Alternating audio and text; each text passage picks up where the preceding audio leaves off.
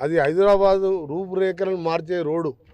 గతంలో రాజశేఖర రెడ్డి గారు ముఖ్యమంత్రిగా ఉన్నప్పుడు ఔటర్ రింగ్ రోడ్ నిర్మించి అదే ప్రాంతంలో ఎయిర్పోర్ట్ కట్టి అదే ప్రాంతంలో ఫైనాన్షియల్ డిస్ట్రిక్ట్ కోకాపేట కట్టి మళ్ళా మెహదీపట్నం మాసప్ ట్యాంక్ నుంచి 13 కిలోమీటర్ల పివి నరసింహ ఫ్లైఓవర్ కట్టిన తర్వాత హైదరాబాద్కు మల్టీనేషనల్ కంపెనీస్ అమెరికా తర్వాత గూగుల్ అనుకోండి, మైక్రోసాఫ్ట్ అనుకోండి, ఇన్ఫోసిస్ అనుకోండి, అమెజాన్ అనుకోండి, అలాంటి కంపెనీ అమెరికా తర్వాత హెడ్ ఆఫీస్ ఇక్కడ పెట్టుకున్నారు. అన్ని వసతులు, ఎందుకంటే ఎయిర్పోర్ట్కి వెళ్ళి వాళ్ళ ఆఫీస్కి పోవాలన్నా హోటల్స్కి పోవాలన్నా 15 నిమిషాలు పోతాం. అదే బెంగళూరులో ఈరోజు ఎయిర్పోర్ట్ దిగి మన ఎల్బినార్ ఎయిర్పోర్ట్ ఉంటుంది, కుక్కడపల్లి ఐటీ కంపెనీస్ ఉంటాయి, 3.5 గంటలు ట్రాఫిక్ జామ్లో ఉంటున్నారు. ఈవెన్ రాత్రి కూడా అంత ట్రాఫిక్ ఉంటుంది.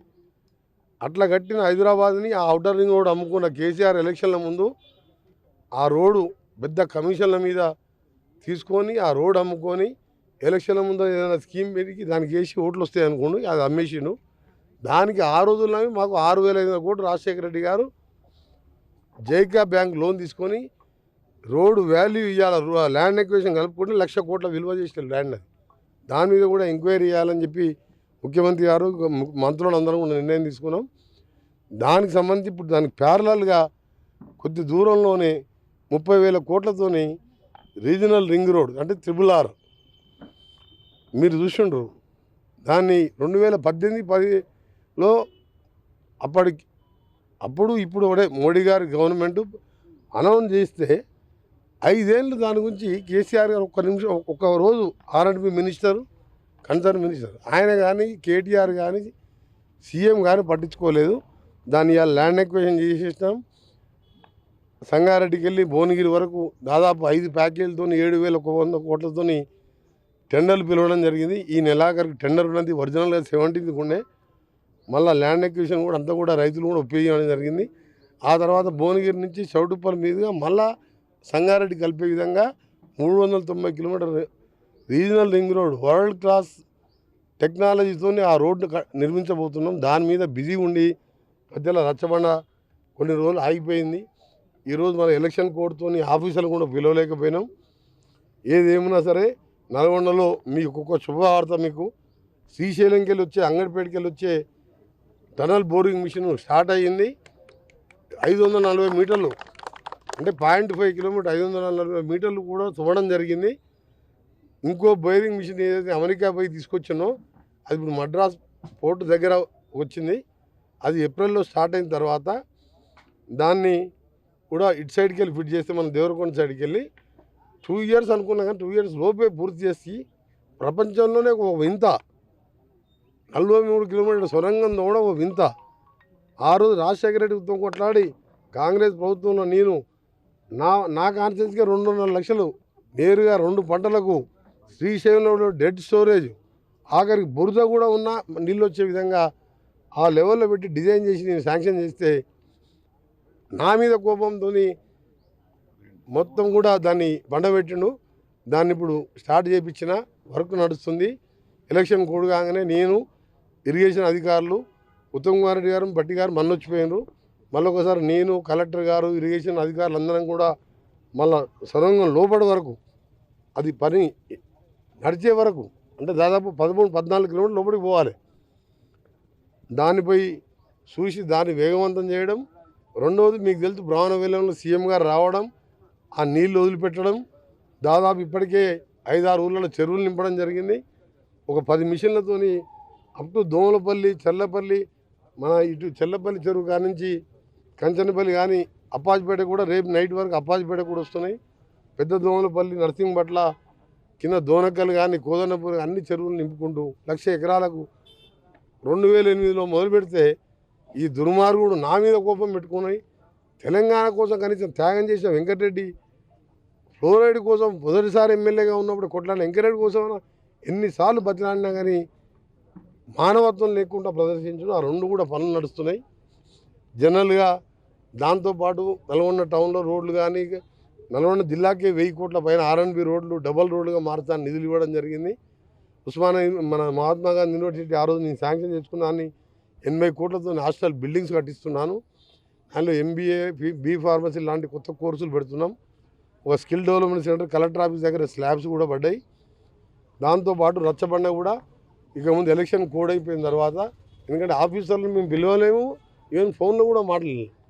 దాంతో ఈ 1 month గ్యాప్ వచ్చింది. రెగ్యులర్గా రచ్చబండతో పాటు నల్గొండ జిల్లా తెలంగాణ సమగ్రాభివృద్ధి లక్ష్యం కులగణన మీద మీరు ఆ రోజు హరీష్ రావు, కేటీఆర్, కేసీఆర్ ఫామ్ హౌస్లో ఉండి ఆయన కానీ వాళ్ళ బంధువులు కానీ ఎవరు పార్టిసిపేట్ చేయలేదు. వాళ్ళు ఉన్నది 0.5%. సరే 3% తక్కువ వచ్చిందనే వాళ్ళు వీరంటే ఎందుకు మనం నిజాయితీగా చేస్తున్నాం, బీసీలకు రాజకీయంగా ఆర్థికంగా అన్ని రంగాల్లో దామాషా ప్రకారం ఇవ్వాలని ఉద్దేశంతో చేస్తున్నాం మేము ఇది. లేకపోతే ఆయనలాగా 7 గంటలకి వెళ్ళి 7 గంటల వరకు దుబాయ్లో ఉన్నా బొంబాయిలో ఉన్నా రావాలి మీరు అని కండిషన్ పెట్టిండు. ఎక్కడ పోయింది ఆ రిపోర్ట్ చెప్పిండు ఆయన? ఇట్లా ఏబిసిడీలో కానీ బీసీలలో ఈకులో ఇంతుందని చెప్పిండా? అయినా సరే ప్రజల కోరిక మేరకు మళ్ళా కూడా సర్వే స్టార్ట్ అయింది. మిగిలిపోయిన 3%లో నేను కేసీఆర్కి చెప్తున్నా, కేటీఆర్కి చెప్తున్నా, హరీష్ చెప్తున్నా, మీ చెల్లి ఒకతే కవిత ఒకతే పార్టిసిపేట్ చేసింది. అలా కనీసం ఆమె కన్నా ఆమెను దూషణ నేర్చుకోరు మీరు. అందరు కూడా మీ బంధువులకు చెప్పండి. వెల్మూలు అందరూ కూడా అంటే కొందరు పార్టిసిపేట్ చేస్తుండొచ్చు, అలా ఏబట్టి ఒక 1% రాలే. అందరూ కూడా ఫుల్ఫిల్ చేస్తాం, చట్టం చేస్తాం, అసెంబ్లీలో పార్లమెంట్ పంపిస్తాం. అక్కడ బండి సంజయ్ కానీ కిషన్ రెడ్డి గారు రోజు మాట్లాడుతుంది కదా, బీసీ ముఖ్యమంత్రిని ప్రకటించాను కదా, ప్రధానమంత్రి గారితో పార్లమెంట్లో పెట్టి చట్టం చేయాలని మా డిమాండ్. దాని గురించి క్లారిఫికేషన్ రేవంత్ రెడ్డి గారు నిన్న ఢిల్లీలో చెప్పిండు. చెప్పినప్పుడు నన్ను అడిగితే నేను చెప్పింది ఏంది, నువ్వు బీసీ అంటున్నావు, బీసీ ముఖ్యమంత్రి అన్నావు అని బీసీ ఉన్న బీజేపీ ప్రెసిడెంట్ కిషన్ రెడ్డి గుంజుకున్నాడు, ఉన్న పార్టీ గాసా గోవిందయింది.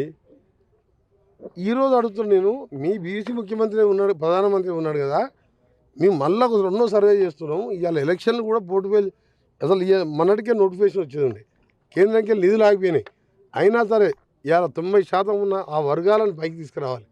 మా ముఖ్యమంత్రి గారు ఒక పెద్ద మాట చెప్పిండు, ఇందులో రాహుల్ గాంధీ చేసిన ఈ కులగణన విషయంలో నాకు వచ్చేసారి పదవి లాకున్నా సరే దీన్ని ఖచ్చితంగా అమలు చేస్తానని చెప్పడం పెద్ద మాట. అది అంటే మీరు అర్థం చేసుకోండి, సిట్టింగ్ ముఖ్యమంత్రి మళ్ళీసారి కూడా మా గవర్నమెంటే వస్తుంది కదా, మీ అందరికీ తెలుసు అది. ఎందుకంటే మన 9 సీట్లలో 3వ ప్లేస్ వచ్చింది, 7 సీట్లలో డివైడ్ పోయింది. ఇంకా ఆ పార్టీ ఎక్కడిది?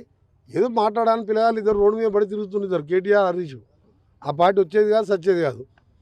నేను ఒకటే అంటున్నా కిషన్ రెడ్డి గారిని, నువ్వు ఇవాళ ఎలక్షన్స్ ఉన్నాయో అదన్నా కాదు, మాకు ఏం ఎలక్షన్ ముఖ్యం కాదు, ఎలక్షన్లే పోస్ట్పోన్ చేసినాం, మళ్ళీ చేపడుతున్నాం, అందరూ పార్టిసిపేట్ చేయమంటున్నాం.